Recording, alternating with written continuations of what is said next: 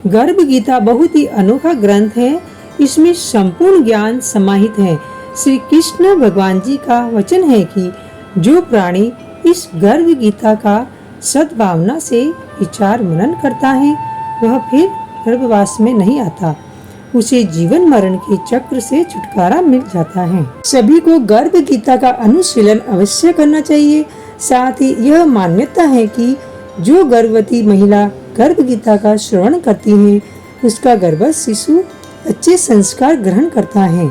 जन्म लेने के बाद वह आदर्श जीवन व्यतीत करता है। हिंदी में गर्भ गीता पाठ का वर्णन इस प्रकार है। अर्जुनोवाच, हे मधुसूदन, कृपया आप मुझे बताइए कि प्राणी जब गर्भ योनि में आता है तो वह अपने किस गुण दोष के कारण आता है।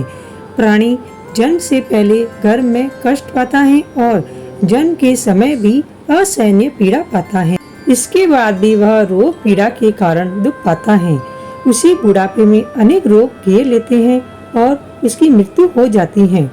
अतः हे भगवान, कृपा करके मुझे यह बताइए कि वे कौन से कार्य हैं जिनसे मनुष्य जन्म मृत्यु के दुखों से बच सकता है। श्री भगवानोवाच, हे धनुर्धारी, जन्म मृत्यु का बंधन तो उन प्राणियों की नियति है जो संसार में क्रियान्वित रहते हैं। जो प्राणी संसार में नष्ट होने वाले पदार्थों से प्रेम करते हैं वे संसार की नश्वर वस्तुओं की इच्छा रखते हैं। मनुष्य संसार की दौलत पाने की तो कामना करता है परंतु भगवान की भक्ति से विमुख रहता है। इसलिए वह बार बार अनेक योनियों में पैदा होकर जीवन मरण और गर्भ में दुख भोगता है। अर्जुनावाच, हे माधव, संसार की मोह माया से मुक्ति तो संभव नहीं है। मन 5 विकारों के वश में है। वे 5 विकार काम, क्रोध, लोभ, मोह और अहंकार हैं। यह मन मस्त हाथी की तरह है। माया मन को हर लेती है। इन 5 विकारों में अहंकार सबसे प्रबल है। यह प्राणी को नरक में ले जाता है। हे जनार्दन, इस मदमस्त हाथी को कैसे वश में किया जाए, अर्थात मनुष्य को कौन से प्रयत्न करने चाहिए जिनसे मन को भक्ति में लगाया जा सके। श्री कृष्णवाच, हे कौन्तेय, जिस प्रकार मस्त हाथी को वश में करने के लिए महावत अंकुश का प्रयोग करता है उसी प्रकार मन को काबू में करने के लिए ज्ञान रूपी अंकुश का प्रयोग आवश्यक है। भक्ति और ज्ञान अभ्यास करने पर ही प्राप्त होते हैं। अहंकार करने से जीवन नरक बन जाता है। अर्जुनवाच, हे जनार्दन, कुछ प्राणी तो आपकी भक्ति करने के लिए वन जंगलों में जाकर रमते हैं और कुछ सांसारिक मोह माया छोड़कर जगह जगह भटकते फिरते हैं।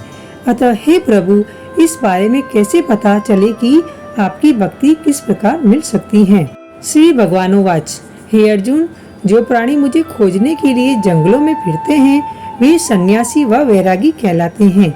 वे सिर पर जटा बांधते हैं तथा भस्म लगाते हैं लेकिन फिर भी मेरे दर्शन नहीं कर पाते क्योंकि उनमें भक्ति व प्रेम नहीं है। वे अहंकार में डूबे हुए हैं। तप या वैराग्य का अहम तो मेरी भक्ति पाने में बाधा डालता है। मैं शुद्ध मन से भक्ति करने वाले सतत अभ्यासी जो काम, क्रोध, मोह, लोभ और अहंकार से परे हैं उन्हें ही दर्शन देता हूँ। अर्जुनोवाच, हे मधुसूदन, मनुष्य इन 5 विकारों से ग्रस्त होकर अपने इस सांसारिक जीवन को नष्ट कर लेता है।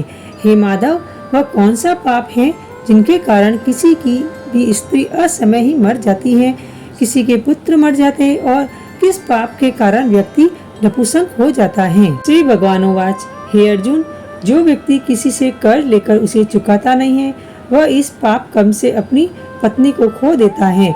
उसी प्रकार जो किसी की अमानत को नहीं लौटाता है उसके पुत्र मर जाते हैं। जो किसी व्यक्ति को सहायता करने का वचन देकर भी समय पर उसकी सहायता नहीं करता वह नपुंसक हो जाता है। ये सभी बड़े भयंकर पाप हैं।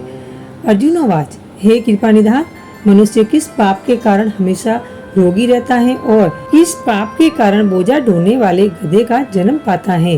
स्त्री तथा गधे का जन्म प्राणी को किस पाप कर्म के कारण मिलता है। मनुष्य किस कुकर्म के फलस्वरूप जघन्य पशु बनता है। श्री कृष्णवाच, हे धनुर्धारी, जो मनुष्य अपनी कन्या को बेच देता है वह हमेशा रोगी रहता है। जो अपअक्षय भोजन करता है और विषय विकार के लिए मदिरा पान करता है वह गधे का जन्म पाता है।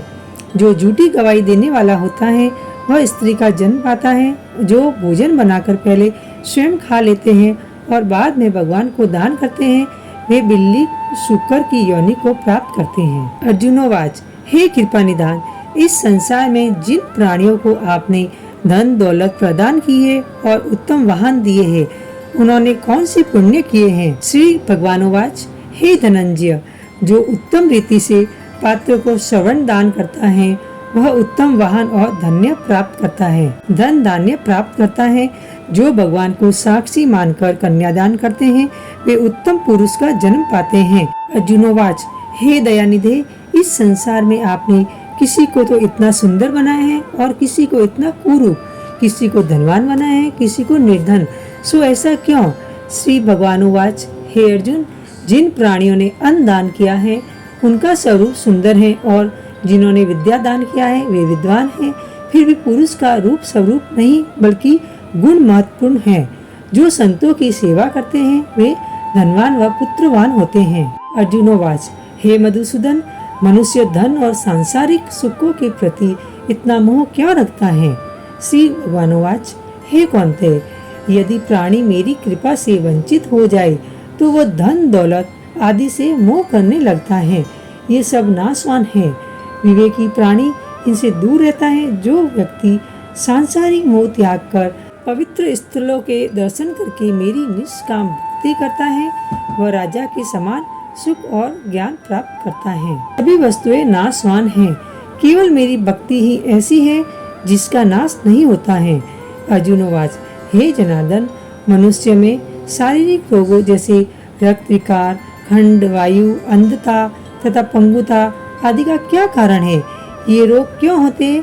बताने की कृपा करें। श्री भगवानोवाच, हे अर्जुन, जो प्राणी मेरी भक्ति से विमुख होकर माया में लिप्त हो जाते हैं वे क्रोधी, रक्त विकारी, आलसी, दरिद्र, शील संयम रहित, खंड वायु जैसे रोगों से ग्रसित होते हैं। जो स्त्री अपने पतिव्रत धर्म का पालन नहीं करती वह संयम रहित, ज्योतिहीनता जैसे विकारों से ग्रस्त रहती हैं। अर्जुनोवाच, हे मधुसूदन, कृपा करके गुरु दीक्षा के बारे में भी कुछ बताने का कष्ट करे।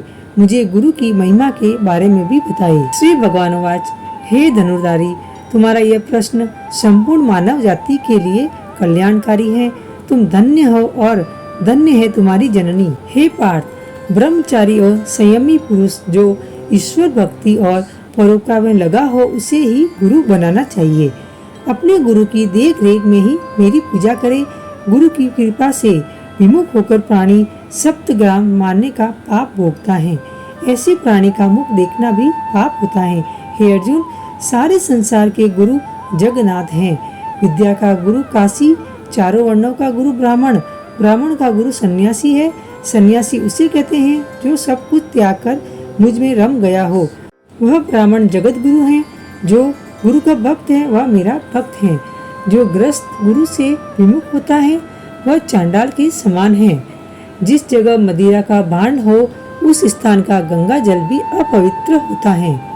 इसी तरह गुरु से विमुख व्यक्ति का भजन भी अपवित्र होता है। उसके सभी कर्म निष्फल हैं। ऐसा व्यक्ति कुकर, शुकर, गर्दभ, काक इन योनियों को पाता है।